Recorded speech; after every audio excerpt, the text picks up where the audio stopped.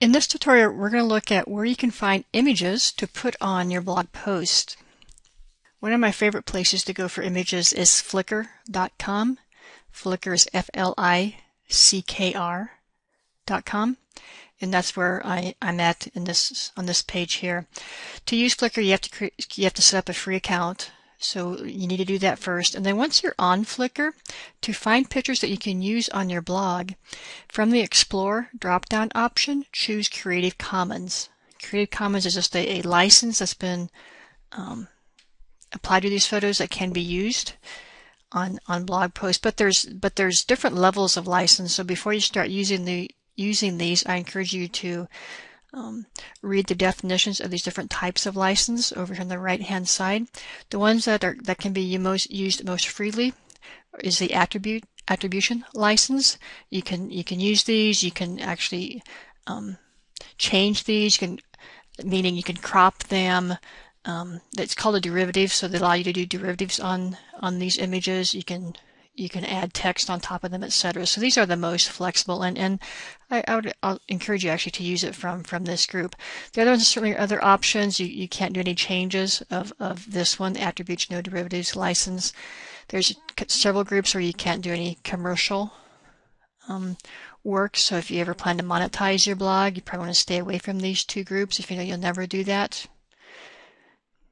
you might want to look at those two groups of non-commercial. And then we have two other groups, which are the license information has to go with the photo. So of these 6 different groups, this first one is the most flexible. So I tend to stay inside this group. So once we have the group that has the license that I know that will work best for my site, I'm going to click on More Photos, and that takes us into a gallery. And then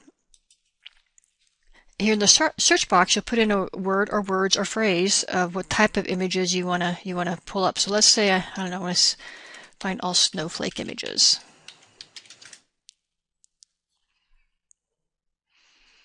So here's my various snowflakes images,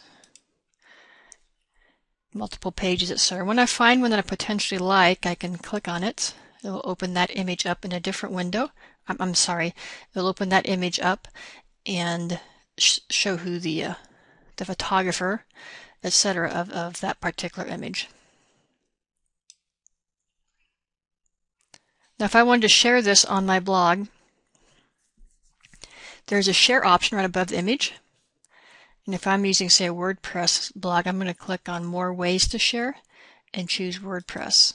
And I could plug in my blog information here to share this particular photo. Another way you could do it is to grab this URL and plug that into your blog. What I tend to do, I'm going to right-click on this photo. And when I right-click on this photo, you can see this photo in different sizes. So let's say I know I don't need anything bigger than 500 pixels wide. I'm going to click on that. And if I wanted to go with this one, I'm going to click on Download, this option right here. Save that to my computer. Then I can use that on my blog post. So that's how simple and easy it is to use Flickr, and it's freebies, which is my favorite. Now, some have said, let me just go back a couple screens to where right after we entered our search option, snowflake. I'm going to do a search here. Now we have all our snowflake images. I've read, I haven't really experimented this enough, but I've read that if you click on the interesting option, so you've done your search and I want to see the most interesting of those options, you might get higher quality images in the interesting. Okay, so that's your quick introduction to Flickr if you want to use that. And I tend to use that for the most part. The other site that I will use, but there's a fee for their images, is Istockphoto.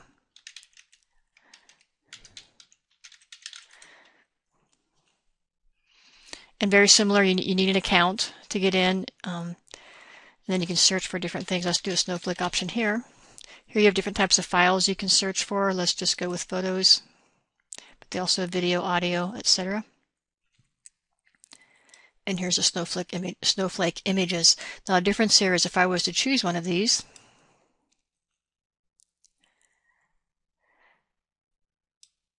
to download it, I'm going to use up credits. So I have to purchase credits before I do the download. to get access to this image. Okay. And purchasing credits is fairly straightforward. Once you have an account, you can go purchase, say, 20 credits, 60 credits, 100 credits, and then use those credits as you need when you download these different pictures. The larger the picture, the more credits, of course. The smaller, the less credits. So between those two, Flickr.com and Istockphoto.com, that's where I find most of my images.